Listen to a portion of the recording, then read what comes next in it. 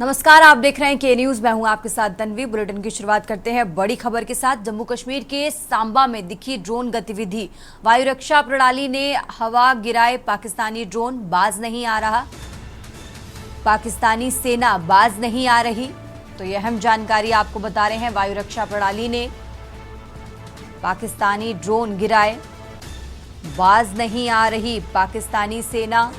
Airbase उड़ाए जाने से बेइज्जत हो चुकी है पाकिस्तानी सेना। तो सीमा पर हाई अलर्ट अभी भी जारी है।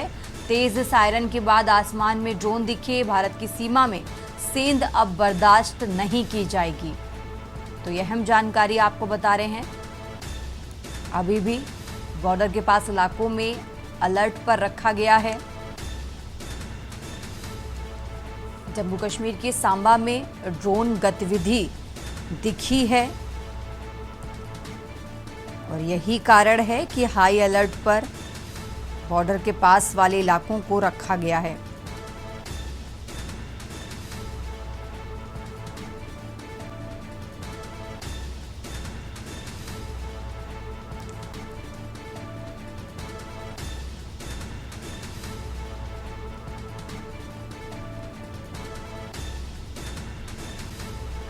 और इसी खबर पर ज्यादा जानकारी के लिए दिल्ली से विशेष संवाददाता अखिलेश जी हमारे साथ जुड़ चुके हैं। अखिलेश जी, एक बार फिर से पाकिस्तान की तरफ से जो ड्रोन भेजे गए हैं, इसीलिए अभी भी हाई अलर्ट पर रखा गया है। जिस तरीके से पीएम मोदी ने कल कहा भी था कि अगर फिर से उधर से हरकत की जाएगी तो जवाब दिया जाएगा, क्योंकि अभी भी ऑपरेशन जो है वो खत्म नहीं हुआ है, सिर्फ स्थगित किया गया है।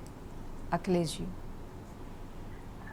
देखिए, लगातार भारत और पाकिस्तान के बीच बने तनाव को कम करने की कोशिश दोनों देशों के तरफ की जा रही थी, लेकिन भारत की तरफ से सीज फायर का ऐलान करने के बाद ये उम्मीद की जा रही थी कि पाकिस्तान इसका पालन करेगा, सीज फायर का उल्लंघन नहीं करेगा, सीज फायर को तोड़ने की दिशा में आगे नहीं बढ़ेगा।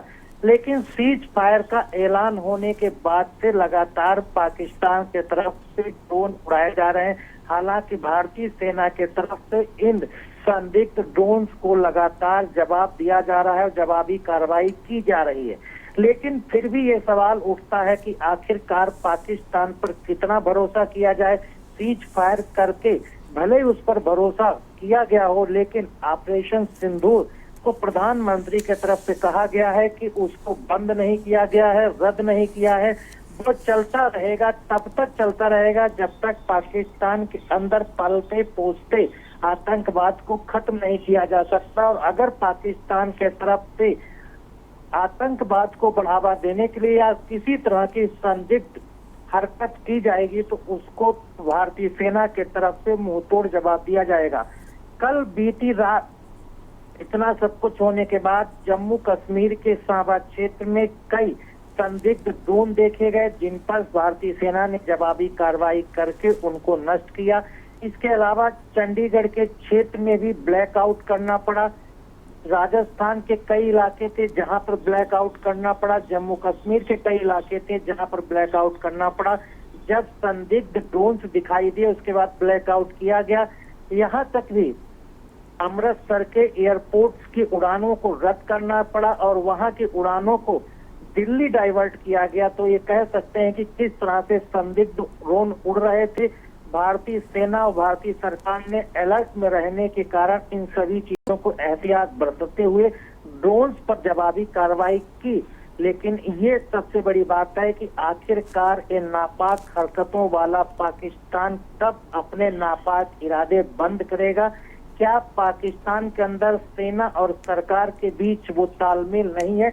सेना हावी है, सरकार हाँ करती है, तो सेना की तरफ से फिर भी ये दहशतगर्द की हरकतें की जा रही हैं। इससे कहा जा सकता है कि ये नापाक इरादों वाला नापाक पाकिस्तान मानने वाला नहीं, इसे मुंहतोड़ जवाब देना ही होगा।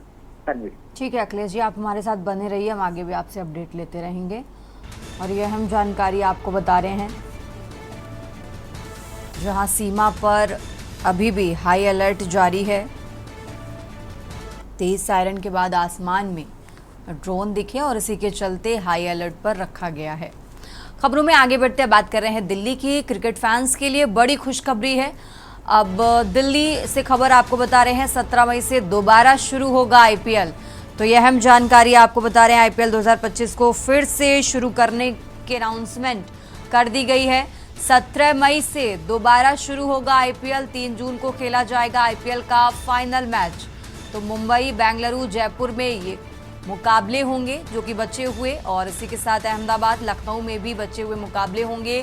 पहला क्वालिफायर 29 मई को होगा, तो वहीं आपको बता दें दूसरा क्वालिफायर 1 जून को होगा। 17 मई से दोबारा शुरू होंगे आईपीएल के मैच। तो यह अहम जानकारी आपको बता रहे हैं। मुंबई, बेंगलुरु, जयपुर जो बचे हुए मैच हैं वो इन जगहों पर कराए जाएंगे। तो यह अहम जानकारी आपको दिल्ली से बता रहे हैं। साथ ही पहला क्वालिफायर जो है वो 29 मई को होगा, दूसरा 1 जून को होगा। तो क्रिकेट फैंस के लिए बड़ी खुशखबरी है, आईपीएल 17 मई से फिर शुरू होगा।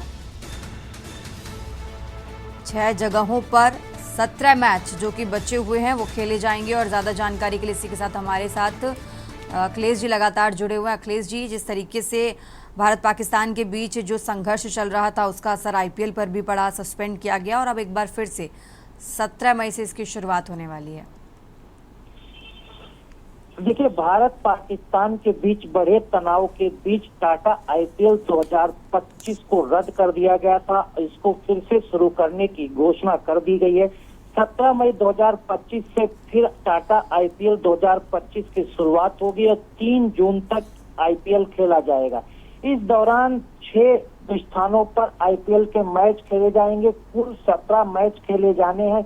इसको लेकर बाकायदा बीसीसीआई के तरफ से शेड्यूल भी जारी कर दिया गया है और इसमें ये कहा गया है कि जो आईपीएल की मैच तनाव के चलते उनको बंद किया गया था, लेकिन खेल प्रेमियों के ध्यान में रखते हुए और शांति बहाली की दिशा में जो दोनों देशों के बीच कदम आगे बढ़े, भारत ने सीज फायर और शांति की बहाली की दिशा में कदम बढ़ाया है। उसके मद्देनजर आगे देखते हुए आईपीएल के जो मैच बाकी बचे हुए थे उन 17 मैचों को एक बार फिर से देश के 6 स्थानों पर कराने की घोषणा की गई है, जो 17 मई से शुरू होकर 3 जून तक चलेंगे।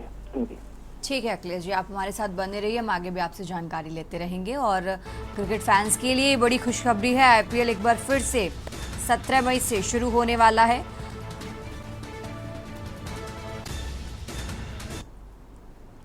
खबरों में आगे बढ़ते हैं। जम्मू कश्मीर के सांबा में आज सुबह स्थिति सामान्य है। बीती रात कई बार ड्रोन देखे गए थे, पाकिस्तानी संदिग्ध ड्रोन बीती रात देखे गए थे। सांबा में ड्रोन देखे जाने के बाद पूरे इलाके में ब्लैकआउट रहा था। तो नियंत्रण रेखा पर फिलहाल कोई गोलीबारी की खबर नहीं है। तो सुबह होते ही हालात सामान्य है। फिलहाल नियंत्रण रेखा पर कोई गोलीबारी की खबर नहीं है। जम्मू कश्मीर के सांबा में आज सुबह स्थिति सामान्य नजर आ रही है। तो यह हम जानकारी आपको बता रहे हैं। बीती रात कई बार पाकिस्तानी संदिग्ध ड्रोन देखे गए थे।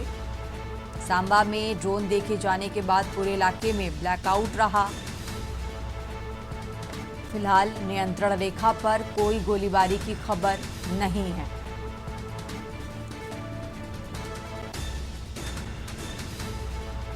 और ज़्यादा जानकारी के लिए अखिलेश जी हमारे साथ जुड़े हुए हैं। अखिलेश जी, जिस तरीके से बीती रात पाकिस्तानी ड्रोन देखे गए, सुबह होते ही स्थिति सामान्य है, लेकिन जिस तरीके से पाकिस्तान की तरफ से लगातार ये हरकतें की जा रही हैं वो बेहद चिंताजनक है, क्योंकि उसको समझ नहीं आ रहा है। अखिलेश जी,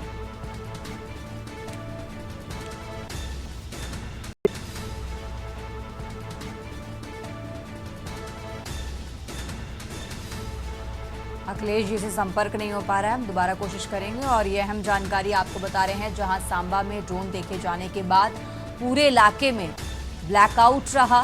नियंत्रण रेखा पर फिलहाल कोई गोलीबारी की खबर नहीं है। तो सुबह होते ही हालात सामान्य है। जम्मू कश्मीर के सांबा में आज सुबह स्थिति सामान्य है। बीती रात की बात करें तो कई बार पाकिस्तानी संदिग्ध ड्रोन देखे गए थे, जिसके बाद ब्लैकआउट रहा, लेकिन सुबह होते ही अब यह स्थिति सामान्य है।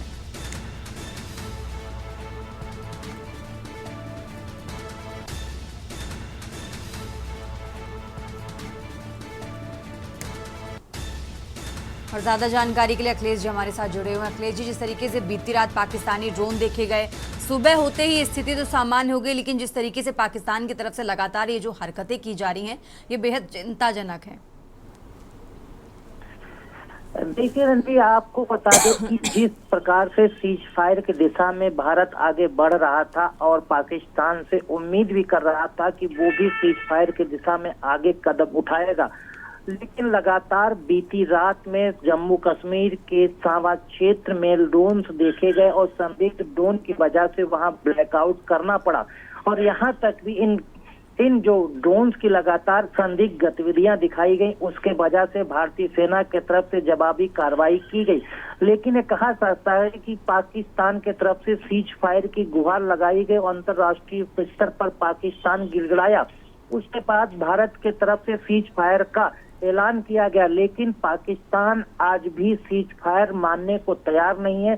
और जिस तरह से पाकिस्तान के तरफ से संदिग्ध ड्रोन लगातार उड़ाए जा रहे हैं और जिन ड्रोन्स को भारतीय सेना जवाब भी दे रही है, लेकिन सवाल यही उठता है कब तक पाकिस्तान इस तरह के कायराना हरकतें करता रहेगा, अपने नापाक इरादों के मद्देनजर ड्रोन्स उड़ाता रहेगा। भारतीय सेना को अब आगे इस तरह के पाकिस्तान के जो संदिग्ध ड्रोन दिखाई दे रहे थे उनको लेकर कार्रवाई की गई, लेकिन फिलहाल एहतियात के तौर पर भारतीय सेना अलर्ट मोड पर है। भारत सरकार के तरफ से कहा जा चुका है कि ऑपरेशन सिंदूर को रद्द नहीं किया गया है, खत्म नहीं किया गया है, जरूरत पर इसको फिर से उसी तरह से मुंहतोड़ जवाब पाकिस्तान और उनके आतंकवादियों को दिया जाएगा। फिलहाल अब ये देखना होगा कि पाकिस्तान इस तरह की हरकतें कब तक नियंत्रण रेखा पर करता रहता है, कब तक ये ड्रोन्स उड़ाता रहता है और कब तक भारतीय सेना ब्लैकआउट करके उनको जवाबी कार्रवाई देती है, या फिर आगे कदम बढ़ा के भारतीय सेना और मुंहतोड़ जवाब देने की कोशिश करती है। बिल्कुल देखना होगा क्या एक्शन लिया जाता है। अखिलेश जी, आप हमारे साथ बने रहिए, हम आगे भी आपसे जानकारी लेते रहेंगे। और ये अहम जानकारी आपको बता रहे हैं, फिलहाल नियंत्रण रेखा पर हालात सामान्य हैं। खबरों में आगे बढ़ते हैं। खबर दिल्ली से है, जहां जोधपुर, चंडीगढ़ समेत 8 शहरों की उड़ानें रद्द की गई हैं। एयर इंडिया, इंडिगो समेत अन्य ने एडवाइजरी जारी की है। तो यात्रियों की सुरक्षा को ध्यान में रखते हुए ये फैसला लिया गया, सभी उड़ानें रद्द कर दी गई हैं।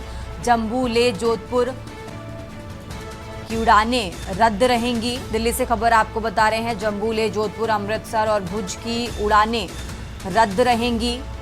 जामनगर, चंडीगढ़ और राजकोट समेत अन्य की उड़ानें भी रद्द रहेंगी। तो यात्रियों की सुरक्षा को लेकर ये फैसला लिया गया है। जोधपुर, चंडीगढ़ समेत 8 शहरों की उड़ानें रद्द की गई हैं। एयर इंडिया, इंडिगो समेत अन्य ने ये एडवाइजरी जारी की है। दिल्ली से खबर आपको बता रहे हैं, यात्रियों की सुरक्षा को ध्यान में रखते हुए ये उड़ानें रद्द की गई। और ज़्यादा जानकारी के लिए हमारे साथ दिल्ली से विशेष संवाददाता अखिलेश जी लगातार जुड़े हुए हैं। अखिलेश जी, जिस तरीके से एयर इंडिया, इंडिगो समेत अन्य ने एडवाइजरी जारी की है, यात्रियों की सुरक्षा को ध्यान में रखते हुए फैसला लिया गया है, और क्या कुछ अपडेट इस खबर पर आपके पास दर्शकों को बताएं? देखिए, लगातार उड़ानें शांति की दिशा में लगातार शुरुआत की गई थी। कल कई जगह की उड़ानों को शुरू किया गया था, लेकिन लगातार संदिग्ध ड्रोन नियंत्रण रेखा पर देखे जाने के बाद इंडिगो और एयर इंडिया समेत अन्य एयरलाइंस ने फैसला लिया है कि अभी यात्रियों की सुरक्षा के मद्देनजर तमाम उड़ानों को रद्द रखना पड़ रहा है, क्योंकि सुरक्षा के लिहाज से अभी जो संदिग्ध ड्रोन देखे जा रहे हैं उनको लेकर राज्य की उड़ानें पूरी तरह से रद्द की जा गई।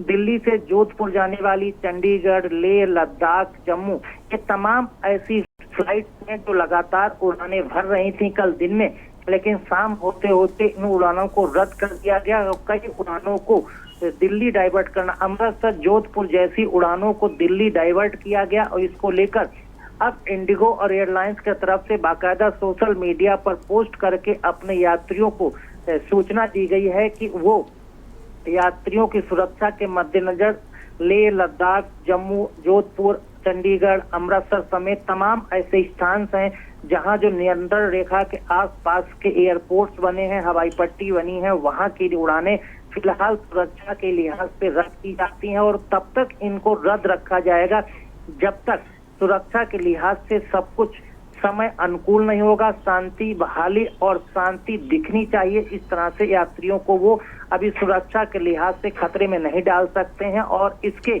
लिए जिन लोगों ने टिकट बुक कर रखी थी, इंडिगो और एयर इंडिया के समेत अन्य एयरलाइंस की तरफ से कहा गया है कि जिनकी पहले से टिकट बुक थी, अगर वो उड़ानें रद्द हो रही हैं तो उनका पूरा पैसा वापस किया जाएगा। तो इस लिहाज से सुरक्षा के मद्देनजर ये सारे कदम एयरलाइंस की तरफ से उठाए जा रहे हैं ताकि किसी भी तरह की उड़ानों को खतरे में नहीं डाला जा सके। तनवीर, ठीक है अखिलेश जी।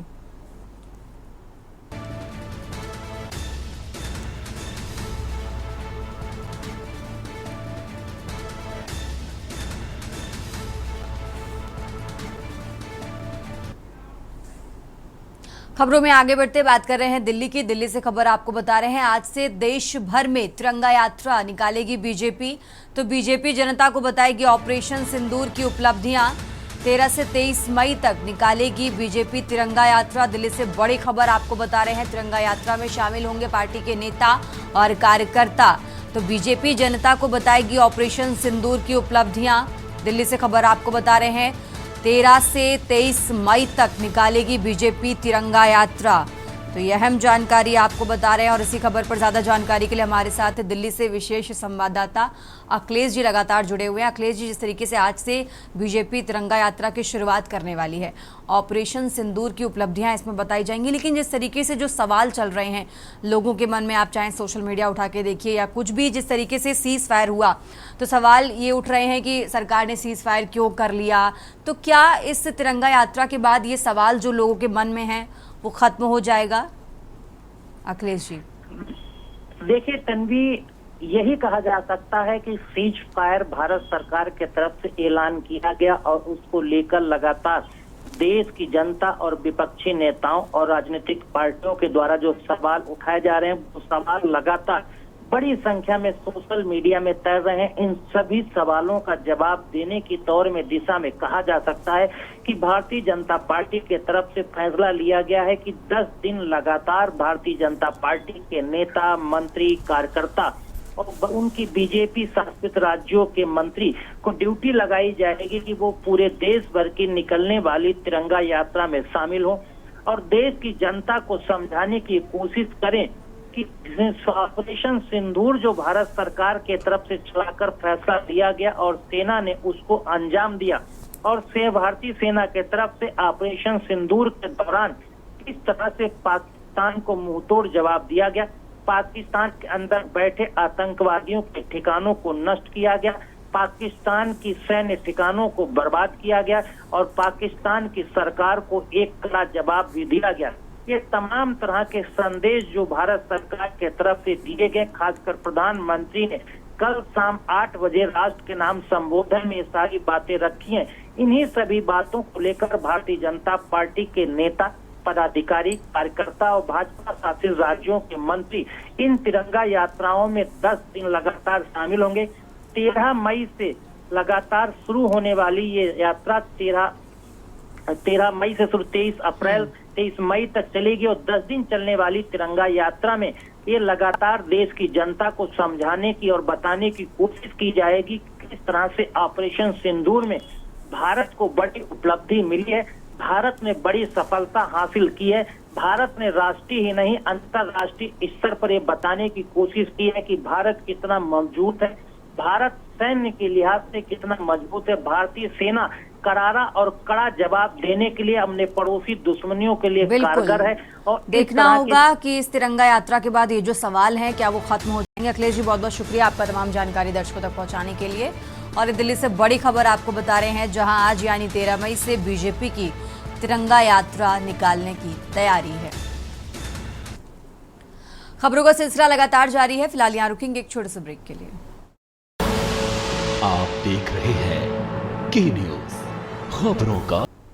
ब्रेक से वापस आ चुके हैं। रुक करते खबरों का। खबर दिल्ली से है। दिल्ली में कांग्रेस की आज अहम बैठक होने वाली है।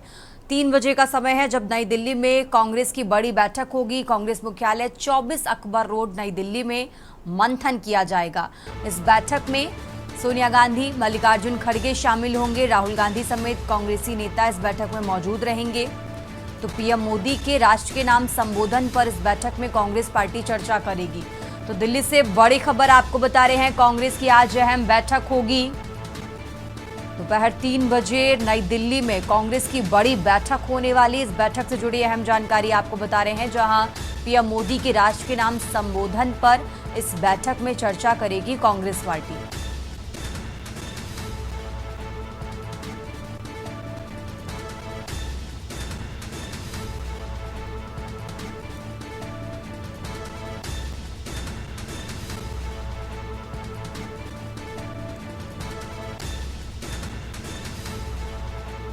और इसी खबर पर ज्यादा जानकारी के लिए अखिलेश जी हमारे साथ जुड़े हुए। अखिलेश जी, आज 3 बजे कांग्रेस की बैठक होने वाली है। प्रधानमंत्री नरेंद्र मोदी ने जो राष्ट्र के नाम संबोधन दिया था इस बैठक में उसको लेकर चर्चा की जाएगी। क्या रणनीति बनाएगी कांग्रेस पार्टी, इस बैठक से जुड़ी क्या जानकारी है आपके पास? देखिए, सीज फायर के बाद जो देश में माहौल बना है उसको लेकर कांग्रेस समेत अन्य विपक्षी दल सरकार को घेरने और विशेष संसद का सत्र बुलाने की मांग लगातार कर रहे हैं और सरकार से कई सवाल करके जवाब भी मांगने की कोशिश कर रहे हैं, लेकिन सवाल सरकार के तरफ से उन जवाब नहीं दिए गए हैं। इसके बाद अब कांग्रेस ने ये तय किया है कि प्रधानमंत्री नरेंद्र मोदी ने कल 8 बजे राष्ट्र के नाम संबोधन दिया है। उस संबोधन में क्या चीजें थीं, उनको लेकर कांग्रेस पार्टी की आज 3 बजे दिल्ली में बैठक होगी। कांग्रेस के राष्ट्रीय मुख्यालय 24 करोड़ नई दिल्ली में बैठक होगी। इस बैठक में सोनिया गांधी, मल्लिकार्जुन खड़गे, राहुल गांधी समेत कांग्रेस के सभी बड़े नेता शामिल होंगे और इस बैठक में कांग्रेस के तरफ से मंथन किया जाएगा कि भारत सरकार के तरफ से सीज फायर का उल्लंघन किया गया, भारतीय सेना ने कड़ी कार्रवाई की। उसके बाद प्रधानमंत्री नरेंद्र मोदी के तरफ से कल 8 बजे राष्ट्र के नाम संबोधन दिया गया। इन तीनों चीजों को लेकर क्या रणनीति आगे की तय की जाए, कांग्रेस के तरफ से विशेष सत्र बुलाने की संसद में मांग की जा रही, उसकी दिशा में आगे बढ़ना है। सीज फायर को लेकर कांग्रेस की आगे की रणनीति क्या रहे, प्रधानमंत्री के तरफ से राष्ट्र के नाम दिए गए संबोधन पे आगे रणनीति क्या रहनी चाहिए और कांग्रेस के तरफ से आगे मिलाकर भारतीय सेना ने जो कदम उठाए हैं उसको सकारात्मक दिशा में आगे बढ़ते हुए किस तरह से सरकार को घेरना है, सरकार की जवाबदेही तय करना है और सरकार से लगातार वो सवाल पूछना है जो सोशल मीडिया और जनता के द्वारा उठाए जा रहे हैं। इस बैठक में इसको लेकर तैयारी की जाएगी, मंथन किया जाएगा और देखना होगा कौन सी बड़ी बातें इस बैठक के बाद निकलकर सामने आती है। अखिलेश जी, बहुत बहुत शुक्रिया आपका तमाम जानकारी दर्शकों तक पहुंचाने के लिए। और दिल्ली से बड़ी खबर आपको बता रहे हैं। और चलिए खबरों में आगे बढ़ते हैं। छत्तीसगढ़ के बीजापुर से बड़ी खबर आपको बता रहे हैं, जहां बीजापुर मुठभेड़ में बड़ा अपडेट सामने आया है। कर्रेगुट्टा पहाड़ी पर मारे गए नक्सलियों में 20 की शिनाख्त हुई है। 11 नक्सलियों की पहचान अभी होना बाकी है। सबसे बड़ा नक्सली एनकाउंटर में बड़ा अपडेट आपको बता रहे हैं। मुठभेड़ में कुल 31 नक्सली मारे गए। बस्तर आईजी ने ये जानकारी दी है। छत्तीसगढ़ से खबर आपको बता रहे हैं, कर्रेगुट्टा पहाड़ी पर मारे गए नक्सलियों में से 20 की शिनाख्त हो चुकी है।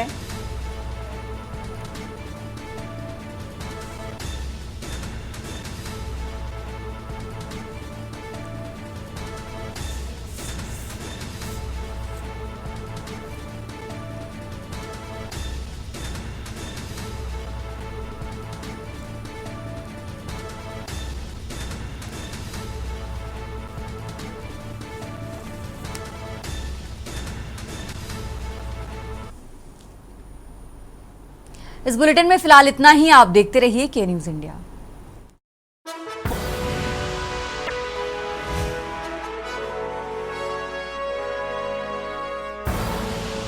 आप देख रहे हैं के न्यूज।